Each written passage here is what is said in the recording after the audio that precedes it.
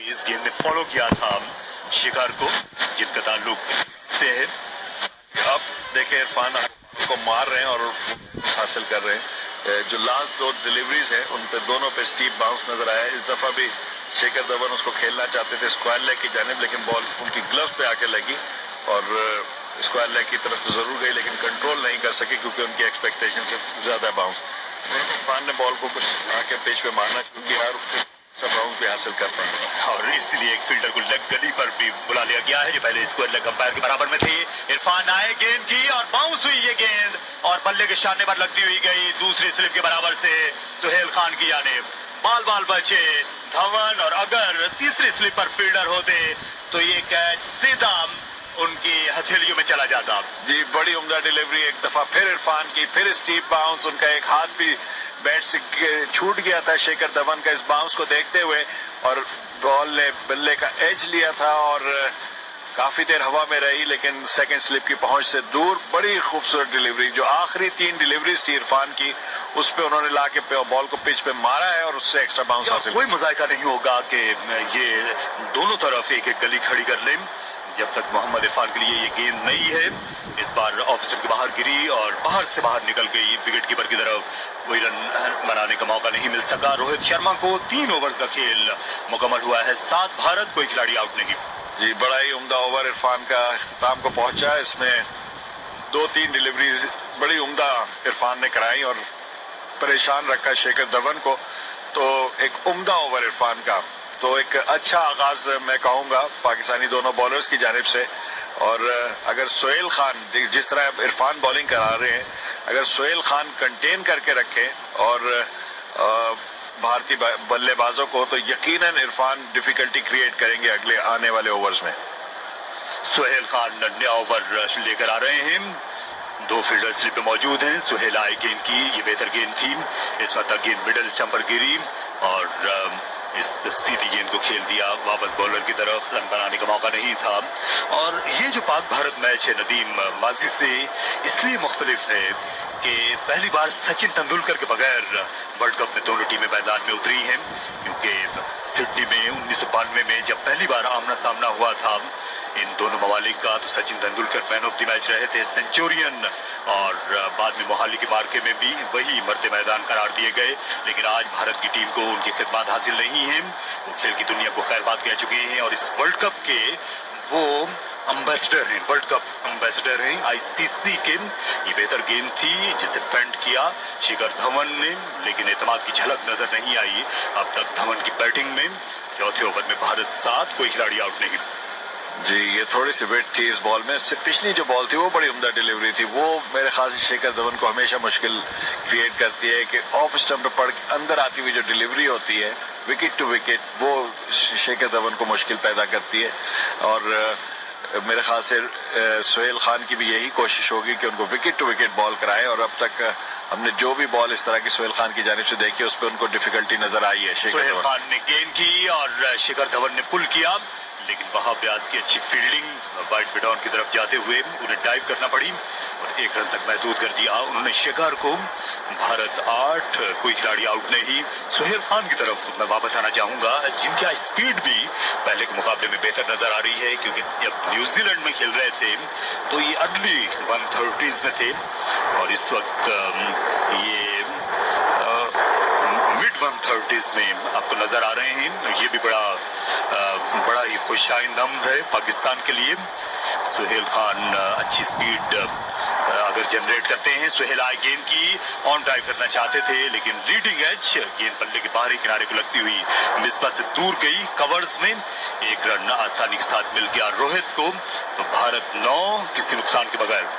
जी एक और उम्दा डिलीवरी सुहेल खान की, और जिसको रोहित शर्मा जो है ऑन साइड पे खेलना चाहते थे, लीडिंग एज लगा तो आगे से पड़कर बॉल स्विंग हुई, और जिसकी वजह से वो सोच रहे थे कि क्योंकि एयर में अंदर आई थी इन स्विंगर समझ के खेले थे, लेकिन बॉल आउट स्विंगर थी। तो बड़ी उम्दा डिलीवरी सुहेल खान की, जो कि लीडिंग एज लेके कवर की जानिब गई। गर्म मरतूब मौसम है एडिलेड का और साउथ ऑस्ट्रेलिया का, जहां पर सुहेल खान बॉलिंग कर रहे हैं। शॉर्ट गेंद और बैकफुट पर गए धवन और गेंद पर पिल पड़े, उन्होंने स्क्वायर कट किया। इसे 4 रन के लिए اور پہلی مرتبہ گیند کو باؤنڈری کا راستہ دکھایا اس پاک بھارت میچ میں. جی آف اسٹمپ کے باہر یہ بال تھی، وڈ تھی، اور جیسے میں کہہ رہا تھا کہ یہ جو ایریا ہے یہ بڑا اسٹرانگ ایریا ہے شیکھر دھون کا، اور وہیں ان کو یہ بال ملی اور انہوں نے بڑے خوبصورتی سے اس کو اسکوائر کٹ کر دیا. پوائنٹ کے فیلڈر کے لیے کوئی موقع نہیں تھا اس بال کو روکنے کا. تو یہ پہلی باؤنڈری آج کے میچ کی. میں سہیل کی سپیڈ کی بات کر رہا تھا، لیکن اتنی نہیں کہ آپ اس لینتھ پر بالنگ کرنے کا مجاز ہو سکیں، کیونکہ اگر آپ کی سپیڈ 145 150 ہے تو آپ اس لینتھ پر گیند کر سکتے ہیں. تو بہتر یہی ہوگا کہ سہیل وکٹ ٹو وکٹ آگے بالنگ کریں، اور یہ بہتر گیند تھی. اس بار بیٹ پر ٹکرائی، اسٹروک کھیلتے ہوئے اپنا توازن برقرار نہیں رکھ سکے دھون، اور اس کے ساتھ ہی اوور اختتام کو پہنچا. چوتھا 13 پر کوئی وکٹ نہیں گری ہے بھارت کی.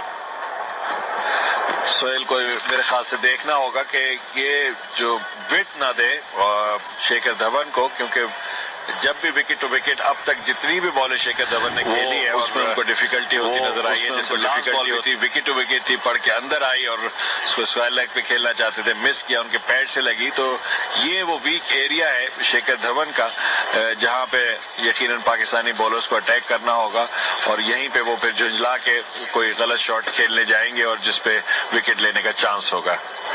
تو اب جبکہ چوتھے اوور کا اختتام ہوا ہے تو 13 بغیر کسی نقصان کے عرفان اپنی بالنگ جاری رکھیں گے. محمد عرفان نے گیند کی اور یہ گیند لیگ نمبر تھی. اس بار بیٹسمین نے فلک کیا بڑے شاندار طریقے سے، اور کیونکہ موومنٹ نہ ہونے کے برابر تھی اس لیے کوئی مشکل پیش نہیں آئی روہت کو اسکوائر لیگ پر چوکا لگانے میں. جی آگے پچ ہوئی بال اور اس کو بڑی خوبصورتی سے آف ہز ٹوز جو ہے روہت شرما نے کھیلا ہے. بڑے خوبصورت شاٹ ہوا میں ضرور تھی لیکن فیلڈر کے لیے کوئی موقع نہیں تھا، فیلڈر سے کافی دور تھی، اور اس طرح یہ روہت شرما نے اپنی پہلی باؤنڈری حاصل کی. بڑی خوبصورت ٹائمنگ روہت شرما کی اس میں. یہاں شاہد آفریدی موجود تھے اسکوائر لیگ امپائر کی بائیں طرف. انہوں نے کوشش کی اچھل کر یہ کیچ پکڑنے کی لیکن ناکام رہے. عرفان آئے گیند کی، بہتر گیند تھی، اچھا اینگل کریٹ کرتی ہوئی نکل گئی وکٹ کیپر کی طرف، آف اسٹمپ کے باہر گری اور وہیں سے یہ مزید باہر کی طرف چلتی گئی. بھارت 17 کسی نقصان کے بغیر، اور محمد عرفان کی آخری گیند کی رفتار 144 کلومیٹر فی گھنٹہ تھی. جب یہ نیوزی لینڈ آئے تھے تو وہاں دونوں ون ڈے انٹرنیشنل میچوں میں، خاص طور پر نیپیئر کے میچ میں ان کی سپیڈ کم لگی تھی. وہاں پر بھی 132 133 کی رفتار کے ساتھ اٹیک کر رہے تھے، جس پر وسیم اکرم نے بھی اپنی ناراضگی کا اظہار کیا، جو ان کے مینٹورز میں سے ایک ہیں. اس بار اچھی ڈیلیوری، اسٹیپ باؤنس، بیٹسمین سے ذرا دور گری اور کچلتی ہوئی وکٹ کیپر کی طرف چلی گئی. امپائر نے عرفان کو باور نہیں کرایا کہ آپ ایک باؤنسر کر چکے ہیں. جی کافی اوپر تھی لیکن کیونکہ بال اسٹیپ باؤنس تھا، بیٹسمین کو کراس کرنے کے بعد اور اوپر جاتی ہوئی نظر آئی، تو میرے خیال سے اسی چیز کا ایڈوانٹیج دیا انہوں نے عرفان کو، اور اسی وجہ سے انہوں نے نہیں کہا کہ آپ اوور کی ایک باؤنسر کرا چکے ہیں. تو بڑی عمدہ ڈیلیوری عرفان کی، لیکن میں یہ کہوں گا کہ دونوں ہی اوپنر بڑا کاشیسلی کھیل رہے ہیں. ان کی کوشش ہے کہ وکٹ نہ گرے ارلی اوورز میں، اور پاکستان کی یہ کوشش یقیناً ہے کہ وہ وکٹ لے.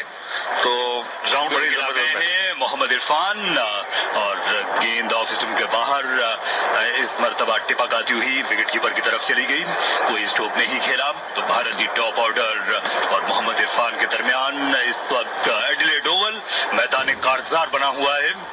بڑا ہی زبردست مقابلہ، گو کہ وکٹ میں زیادہ مدد نہیں ہے عرفان کے لیے، لیکن وہ اپنی کامت سے جو پیس اور باؤنس یہاں پر پا رہے ہیں اس کے سبب مشکل صورتحال کا سامنا ہے شرما اور دھون کو. محمد عرفان دوبارہ آئے گیند کرنے کے لیے امپائر کیٹل برا کے برابر سے، اور اس مرتبہ بیٹسمین بال بچے. روہت شرما اس گیند کو ڈیفینڈ کرنے کے لیے اپنا بلہ باڈی سے دور لے گئے تھے، اور گیند بیٹ کے بالکل کنارے سے بلکہ بلیڈ کے برابر سے گئی عمر اکمل کے دستانوں میں.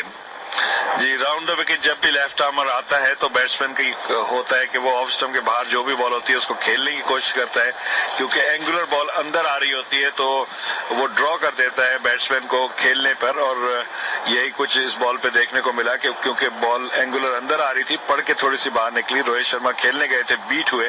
محمد عرفان نے پھر راؤنڈ دا وکٹ گین کی. اس بار وائڈ آف دا کریز بھی چلے گئے تھے. بیٹسمین نے اچھا اسٹروک کھیلا square of the wicket of side میں، اور کیونکہ سائڈ باؤنڈریز یا इंतहाई ज्यादा नहीं, इस दी अहमद